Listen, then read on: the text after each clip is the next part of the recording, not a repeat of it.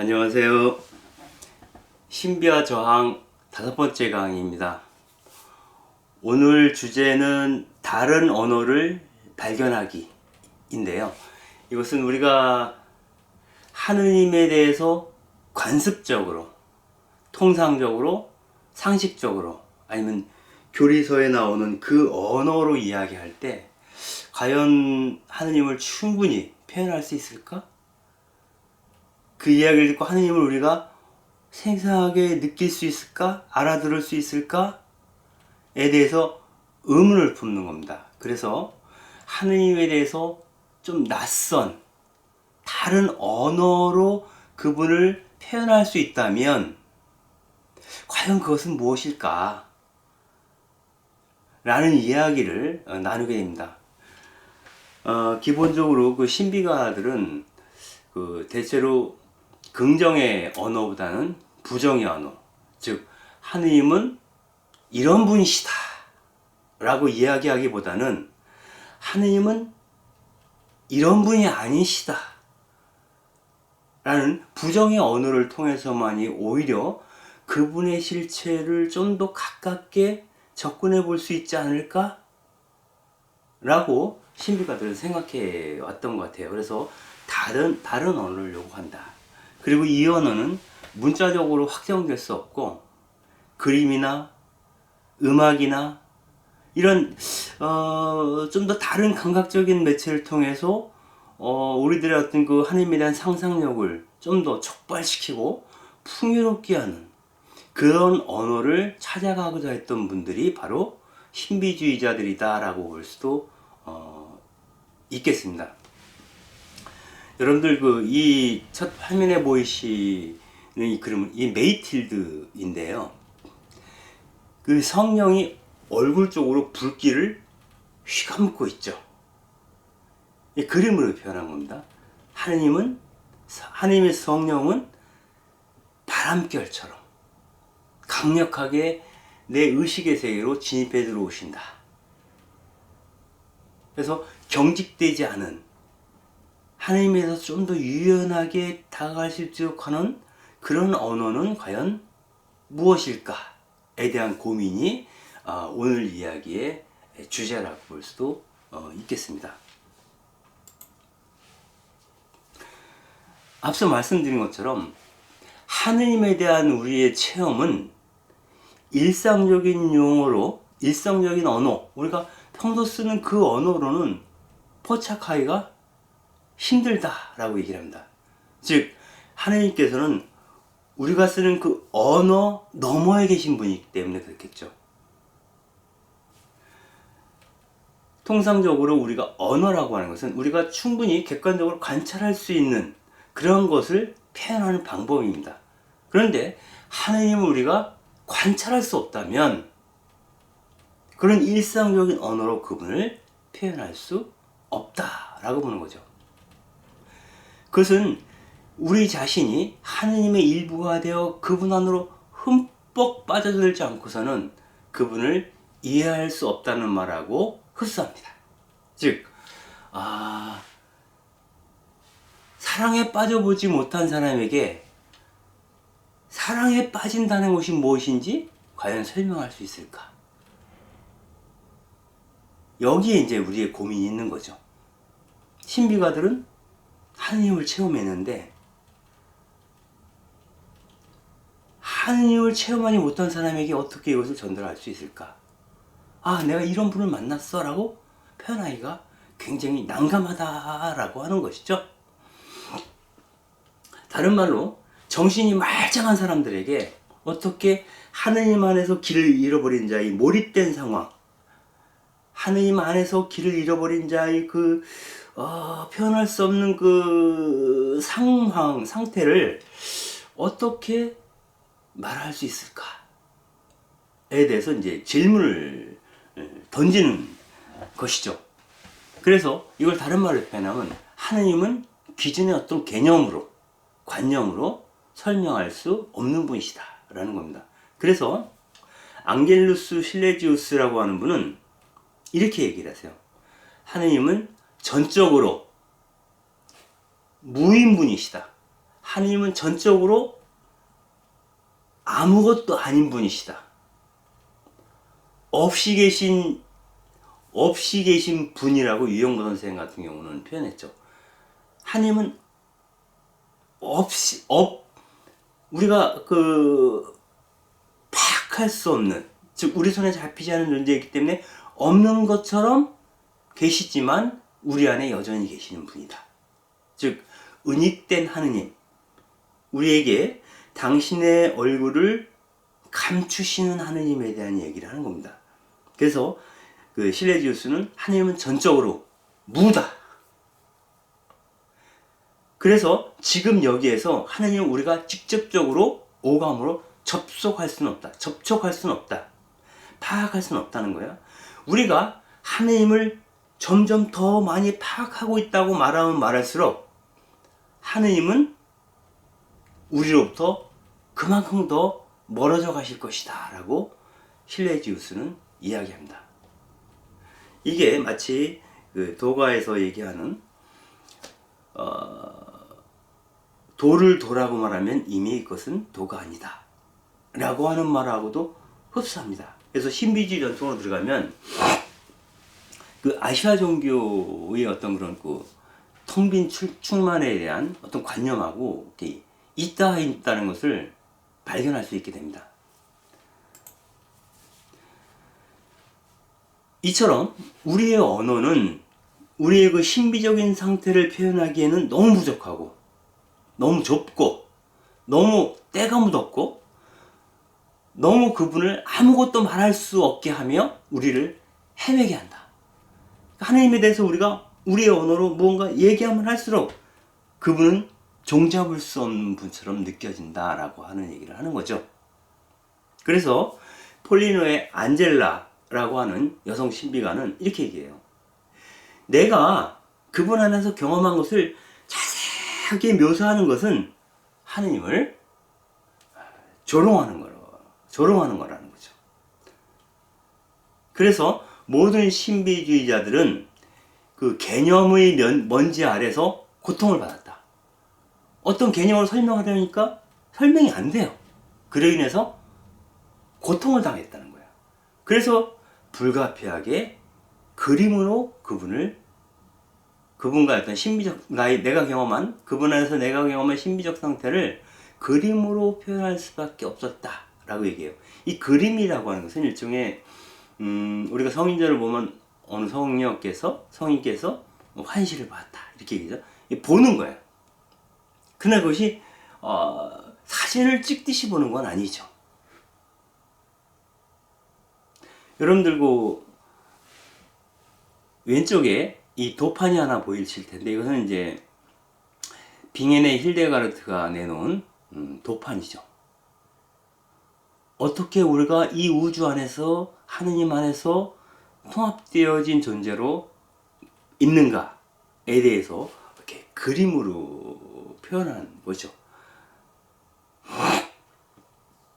하느님께서는 우리를 넘어서서 위에 계시고 또한 우리의 걷자를 넘어서서 우리 시면 가장 깊은 곳에 자리하고 계시다라는 것을 과연 말로 표현할 수 있을까? 말로 표현했을 그것에 대한 어떤 그 느낌들이 전달될 수 있을까에 대해서 의문을 갖는다는 거죠.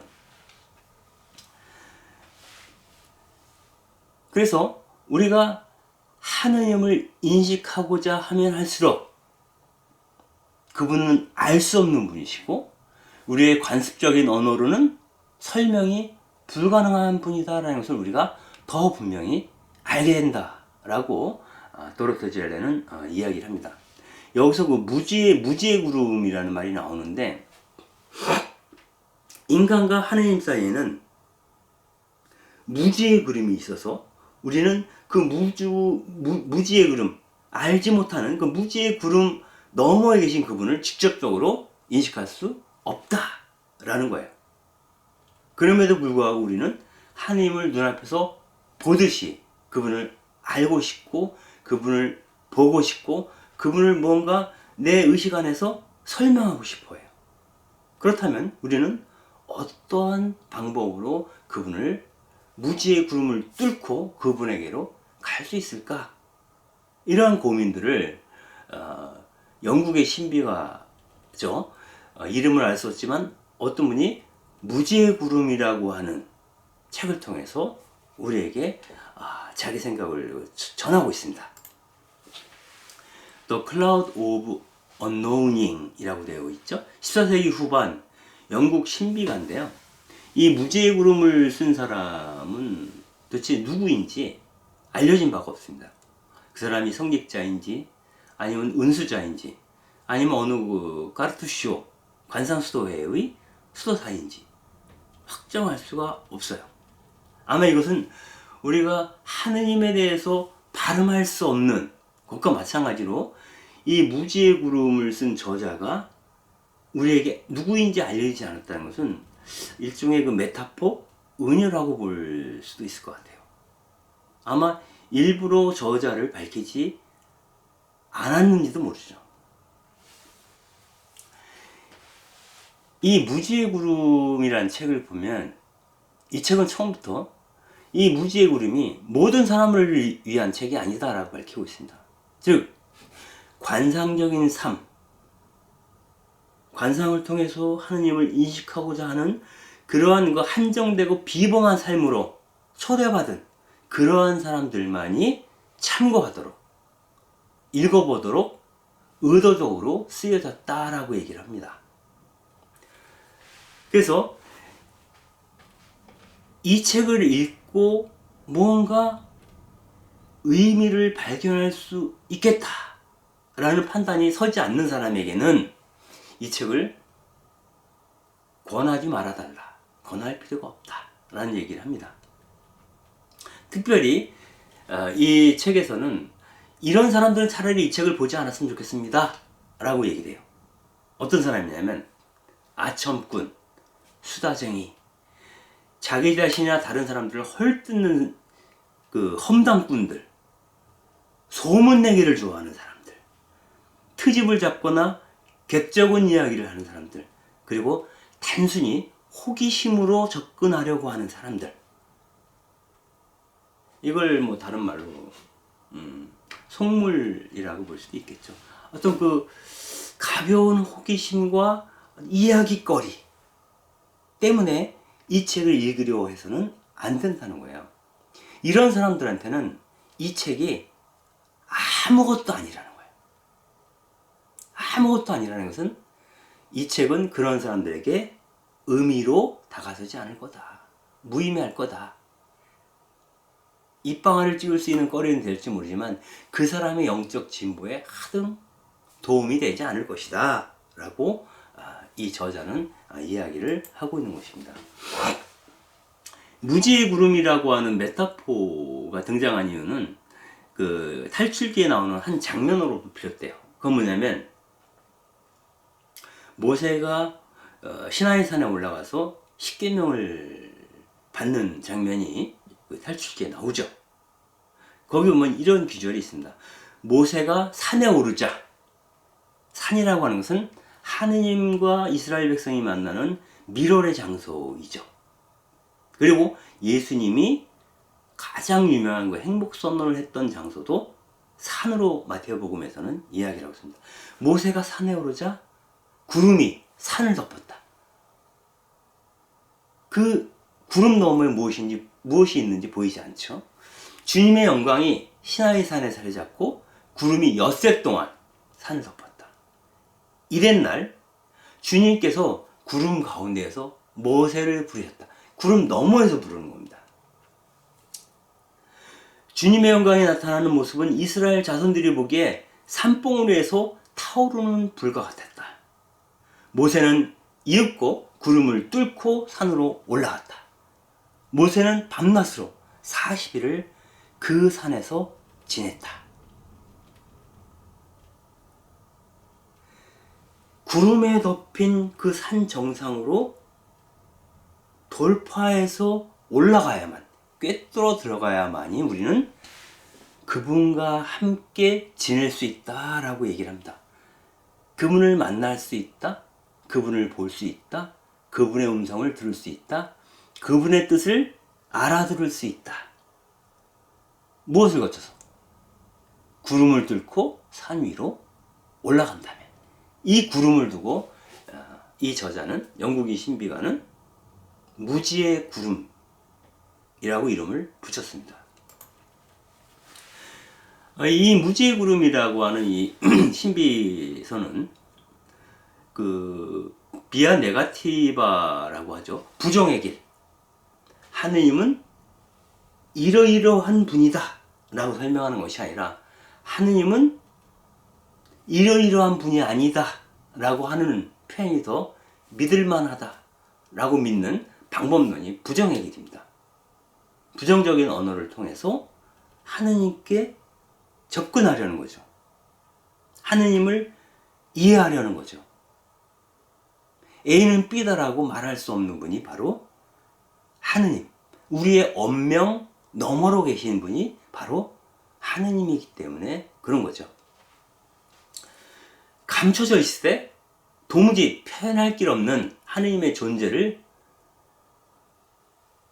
이 무지의 구름이 보호하고 있다는 거예요. 그래서 즉각적으로 그분을 알아볼 수 없도록 가로막는 일종의 장벽이나 베일과 같은 역할을 하는 것이 바로 무지의 구름이라는 거죠. 여기서 이 책에서 이렇게 얘기해요. 당신이 무슨 일을 하든지 상관없이 이 구름은 언제나 당신과 하느님 사이에서 당신이 지성의 빛에 의지해서 그분을 보려고 하는 것을 방해합니다. 우리 합리적 이성으로 그분을 단박에 알아보지 못하도록 가로막는 것이 바로 이 무지의 구름이라는 거죠. 그렇다고 우리가 전적으로 하느님을 이해할 수 없다는 뜻은 아니라고 합니다. 다만 이것은 하나의 개념으로 그분을 우리는 설명할 수 없다라는 것을 알아들으라는 얘기죠. 우리의 생각으로, 우리의 합리적 이성으로 파악할 수 없는 그분을 파악할 수 있는 방법은 사랑을 통해서만이라는 거예요. 사랑이라고 하는 것은 굉장히 참여적 감정 혹은 상호적 감정이라고 되어 있어요. 나는 너를 사랑해. 일방적인 그 사랑으로는 닿을 수 없는 것이 사랑이라는 거예요. 서로 조응하는 것이고, 그런 의미에서 상호적이라고 하는 것이고, 우리가 사랑 안에 참여해야만이 그 사랑이 무엇인지를 아는 것처럼 우리는 하느님의 일부가 되어 하느님 안에 우리가 뛰어들어야만이, 하느님의 일부가 되어야만이 우리는 그분을 알 수 있다. 그분의 일부가 된다는 것은 사랑 그 자체이신 그분처럼 내가 사랑 한가운데 있어야 한다는 것을 뜻하는 거죠.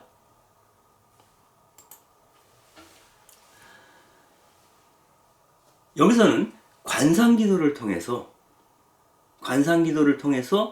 우리의 그 예리한 사랑의 화살을 하느님을 향해서 쏘아 올려 이 화살이 무지의 구름을 꿰뚫고 마침내 하느님께 가서 닿게 되기를 희망할 수 있다라고 얘기합니다. 즉 우리가 하느님을 알아듣는, 하느님과 일치하는 은총에 도달하기 위해서는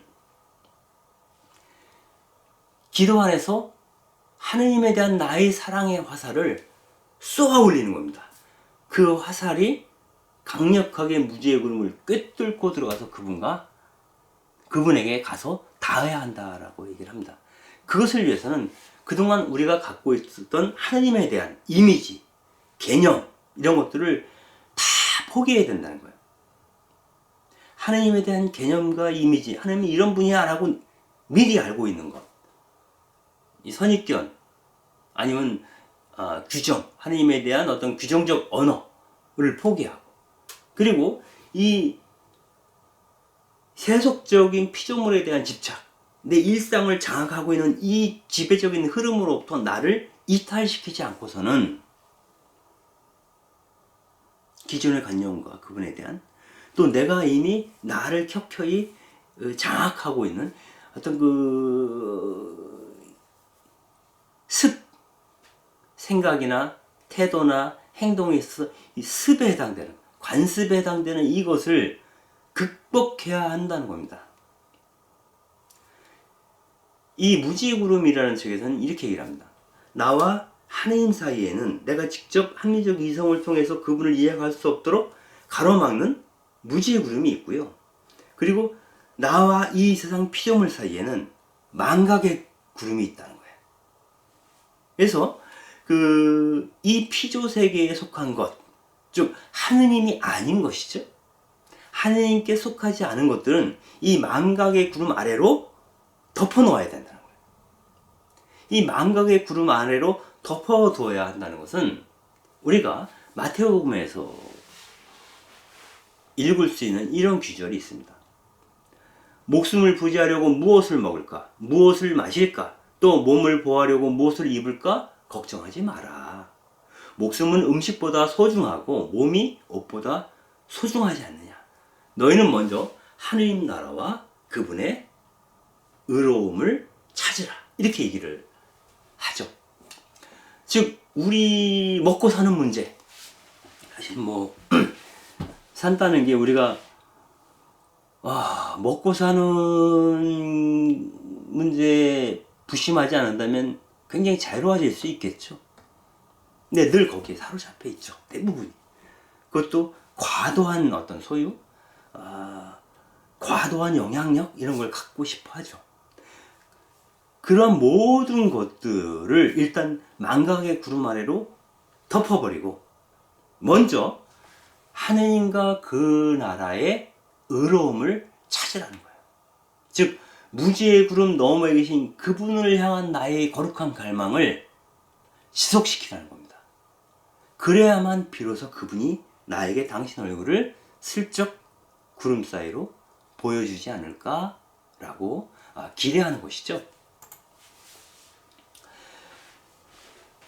우리가 다만 하느님에 대해서 할 수 있는 것은, 발음할 수 있는 것은 하느님,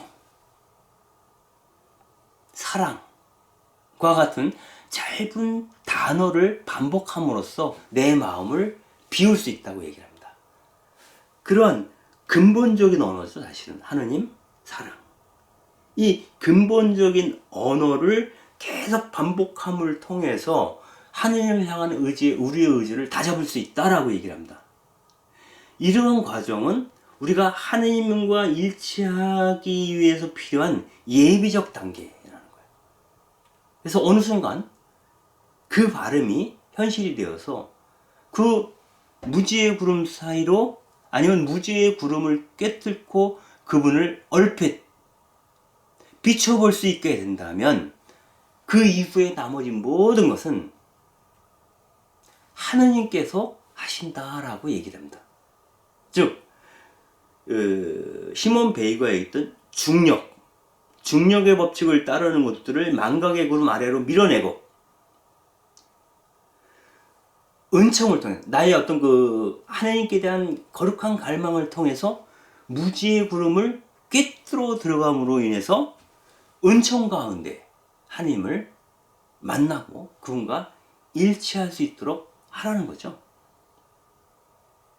결국 중력의 법칙으로부터 벗어나려고 하는 노력은 우리의 의지와 그건 역시 하나님의 은총의 결과일 수도 있겠죠. 그러나 결정적으로 우리가 하나님과 만나는 것 자체도 은총의 결과라고 얘기를 합니다. 그래서 이러한 것들은 교리를 달달 외우고 이 신조들을 하나이신 천주를 흠숭하라. 이 신조를 받아들이거나 혹은 자선을 행하는 행위만으로 우리의 신앙을 대신해서는 안 된다라고 얘기합니다.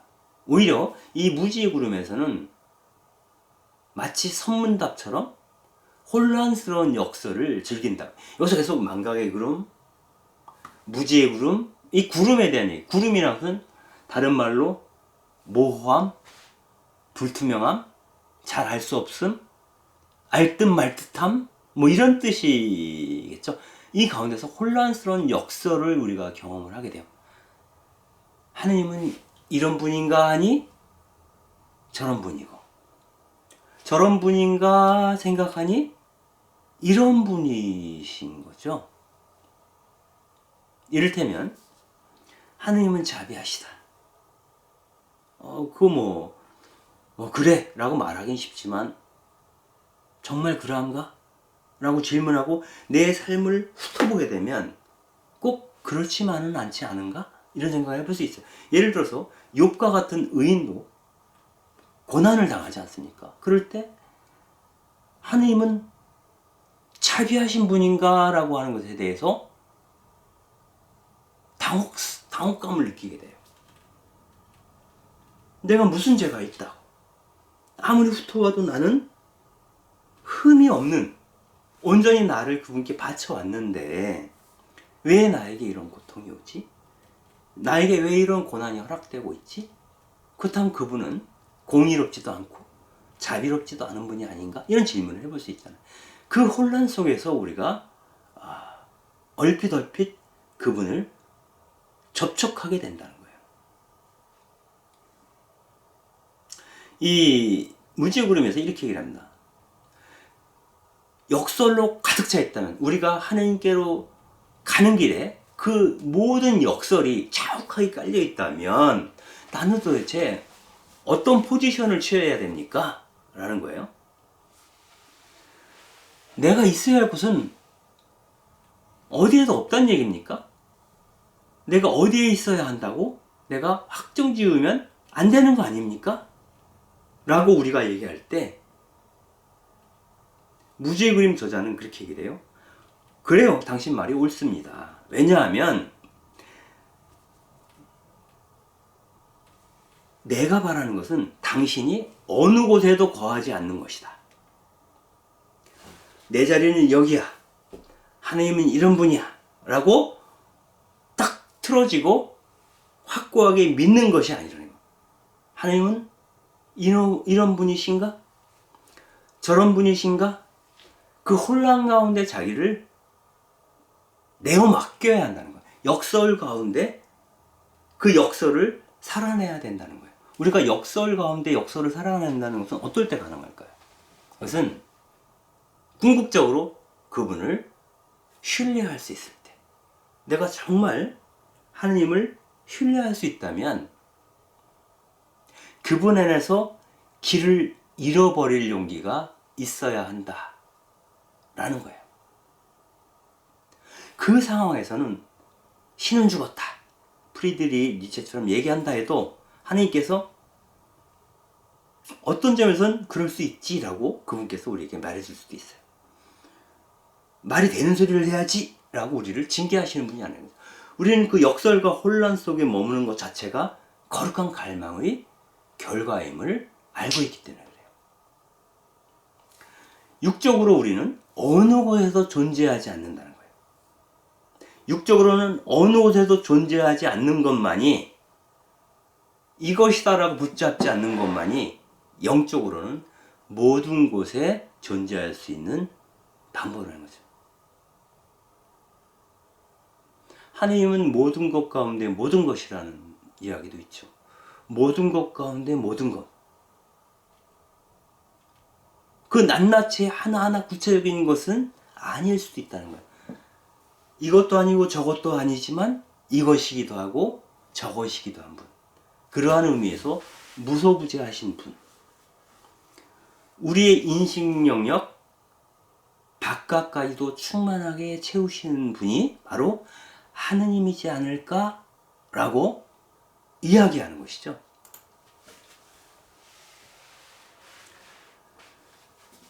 마이스터 에크하르트는 왜라는 질문 없이 그분을 찾으라고 얘기를 해요. 왜라는 질문은 뭡니까? 아까 욥에 관한 얘기를 했는데요. 내가 무슨 죄가 있다고 나에게 이런 고통이 오지? 뭐가 문제야? 왜? 라고 하느님 앞에서 질문할 필요 없다라고 마이스터 에크하르트는 얘기합니다. 이렇게 표현하는 거죠. 왜라고 묻지 말고 당신의 모든 일을 해야 합니다. 당신이 하느님 나라, 하느님 때문에 혹은 당신의 영원한 복락으로 인하여 지금 그 일을 하고 있다면 이것은 참으로 당신을 위해서 올바른 일이 아닙니다. 사람들은 당신의 그러한 일을, 그러한 지향을 하느님을 위하여, 하느님의 영광을 위하여, 하느님 나라의 건설을 위해서 일을 합니다라고 여러분들이 고백할 때 그런 당신을 존경하면서 인정할 수 있겠지만 당신 자신을 위해서는 그게 좋은 일이 아니라는 거예요.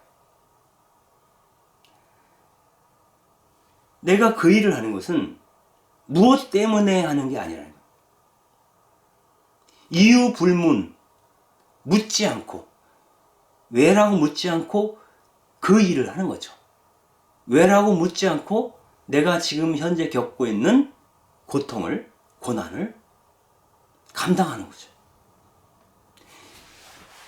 사람이 사는데 나는 이러저러 이러한 역사적 사명을 띠고 이 땅에 태어났다 라고 말을 해서는 안 된다는 거예요.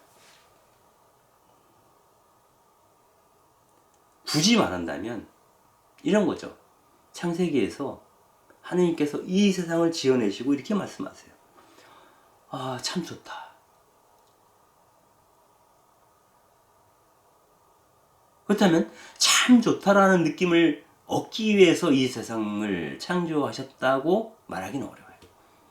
이 세상을 창조하신 나머지 그것을 보고 이분은 참 좋다라고 느끼시는 거예요. 우리가 다만 이 세상을 살아가면서 나는 왜 살고 있지? 산다는 게 도대체 뭐지? 라고 질문할 때 그 답을 찾을 수는 없지만 그래도 나는 내 삶이 참 좋아 라고 느끼신다면 하느님의 심정 안으로 우리가 진입해 들어가 있다라고 생각할 수도 있을 것 같아요. 하느님은 어떤 역사적 사명과 웅대한 목적을 갖고 인간을 창조하신 것은 아닐 수 있겠다라고 하는 거예요. 우리의 삶도 마찬가지입니다. 무엇을 위하여? 이를테면 행복을 위하여 라는 말조차도 하느님 앞에서는 무의미하다는 거예요. 행복에 대한 개념이 내가 생각하는 것과 그분이 생각하는 것은 다를 수도 있기 때문에 여기서 이런 얘기를 하는 거죠. 이 마이스터 에카르트의 이 얘기를 도로테 젤레는 이렇게 표현해요. 우리는 살을 빼기 위해서 그 다이어트 음식이죠. 특별한 음식을 먹는다거나 몸을 부드럽게 유연하게 만들기 위해서 무용을 배운다거나 어떤 목적을 이루기 위해서 기도를 합니다. 하지만 장미는 자기 존재 이유를 묻지 않고 아무런 이유도 없이 꽃을 피웁니다. 장미가 그 장미꽃을 보고 기뻐할 인간들을 생각하면서 세상 사람들을 행복하게 만들어주기 위해서, 기쁘게 만들어주기 위해서 장미가 꽃을 피우는 것은 아니라는 거죠. 장미는 장미 그 자체로 존재하는 거죠. 우리도 마찬가지잖아요. 우리는 누구의 행복을 위해서 뭐 이런 어떤 그런 목적적 존재가 아니라는 거예요. 다만 우리가 할 수 있는 말은 참 좋다. 나를 장악하고 있는 나에게 다가오는 사건과 사고, 환경, 조건, 이것이 무엇이든 간에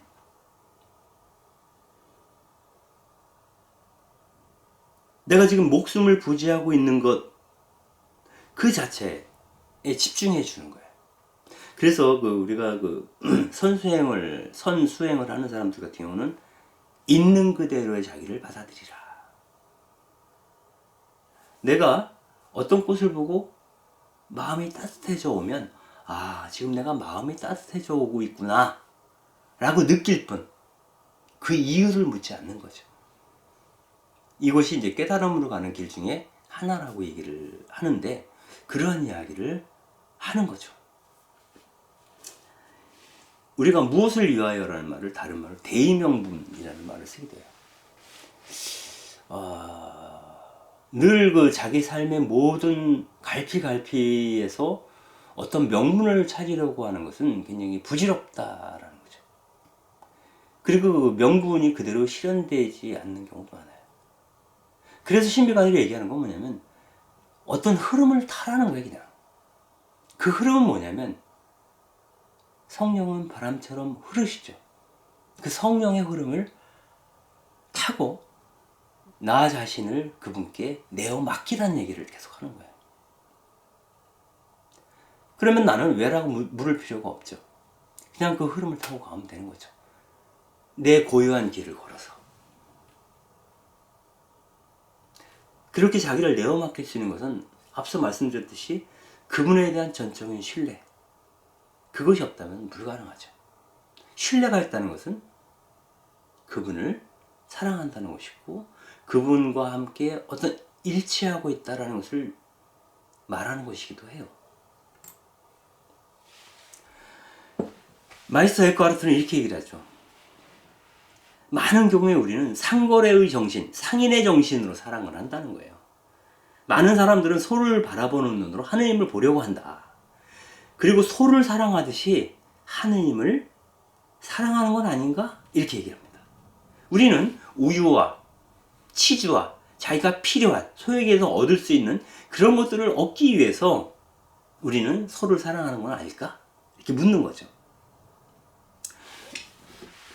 이처럼 하느님을 부자가 되고 싶어서, 건강해지고 싶어서, 위로를 받고 싶어서 그래서 사랑하는 사람도 있다는 거예요. 하느님을 사랑하는데 목적이 있는 거죠. 나는 이래서 하느님을 사랑해.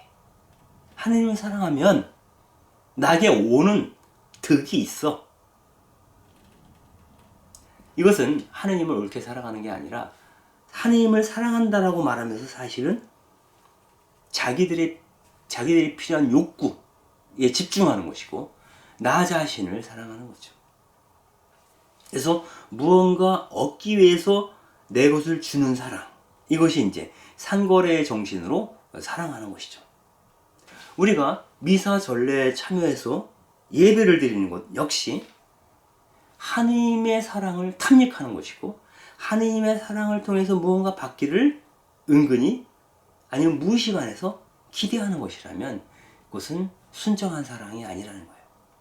무엇을 위해서 왜를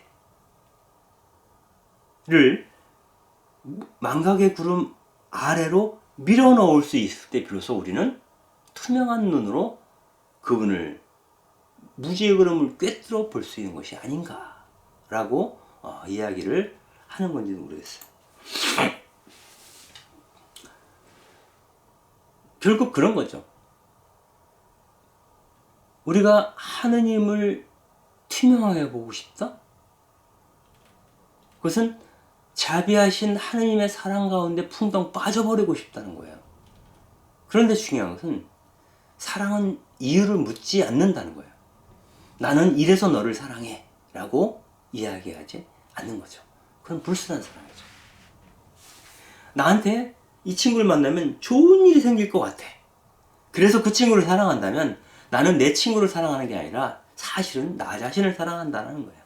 그러니 장미처럼 이유를 묻지 않고 피어나는 그 장미처럼 하느님도 우리를 아무런 목적 없이 사랑하신다는 것을 믿어야 한다는 거예요. 내가 하느님께 기도를 많이 해서 내가 너무 착하게 살아서 그분이 바라시는 공의를 실행하고 있기 때문에 그분이 우리를 사랑하시는가? 그렇지 않다는 거예요. 이유 없이 그분은 우리를 사랑하신다고 하는 것을 믿어야 돼요. 그분은 목적 없이 바라는 바 없이 우리를 사랑하죠. 그처럼 우리 역시 왜라고 묻지 않고 이유 없이 목적 없이 그분을 사랑할 수 있을 때 그분의 사랑에 합류하게 되고 그분과 일치 안으로 들어가게 된다라고 얘기를 하는 거죠. 실상 하느님은 우리가 그분을 위대한 분이시라고 찬양할 때만이 위대해지는 게 아니라는 거죠. 그분은 우리의 찬미가 필요하지 않은 분일 수도 있어요. 그분은 우리가 어떻게 생각하든 상관없이 그분은 그대로 하느님이시죠.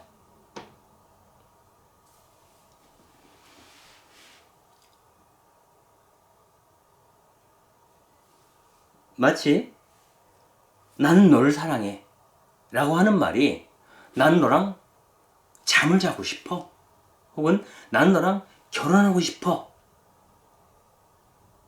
라는 의미를 담고 있다면, 그것은 그 사랑은 어쩐 그 목적의 영역 안에 있다는 겁니다. 즉, 왜라는 질문을 늘 하면서 나는 무엇 때문에 널 사랑한다라고 말하고 있다는 거예요. 그러나 하나님은 우리를 이유 없이 사랑하는 것처럼, 즉 의인이기 때문에 사랑하는 게 아니라, 예수님 그러시잖아요. 나는 의인을 부르러 온 것이 아니라 죄인들을 부르러 왔다. 무슨 목적이 있겠어요, 거기에? 당신의 피조물 자체를 당신처럼 느끼는, 그러므로 그 피조물 가운데 가장 상처받고 아파하고 있는 구석이 있을 때 먼저 그곳에 시선이 가시는 분이 하느님이시죠. 그래서 나는 의인을 부르러 온 것이 아니라 죄인을 부르러 왔다라고 얘기해요. 당신이 뭔가 우리 인간들에게서 얻어내야만 하는 것이 있기 때문에 우리를 사랑하는 게 아니라는 거죠. 그런 의미에서 본다면 그 릭 워렌이라는 목사님이 쓴 그 목적이 이끄는 삶이라는 책은 굉장히 이런 신비가들의 전통과 대치되고 있는 거죠. 인간은 하나님의 영광을 위하여 뭐 등등의 어떤 목적, 태어난 목적이 하느님이 우리에게 안배하신 그 목적이 우리의 삶을 이끌어가야 한다라고 릭 워렌은 이야기를 하고 있는데, 그런 목적 자체를 망각의 구름 아래로 밀어낼 수 있어야만이 우리는 순정한 의미의 하나님 사랑을 맛볼 수 있고 그 사랑 안에 빠져들 수 있다. 흠뻑 젖을 수 있다. 그래서 그 사랑을 느낄 수 있다. 이 말은 곧 하나님을 느낄 수 있다 라는 말이죠. 여기까지 한번 가보자고 하는 것이 그 무지의 구름 저자의 의도로 보입니다. 이번 강의 1부는 여기까지 하고요. 2부에서 이어가도록 하겠습니다.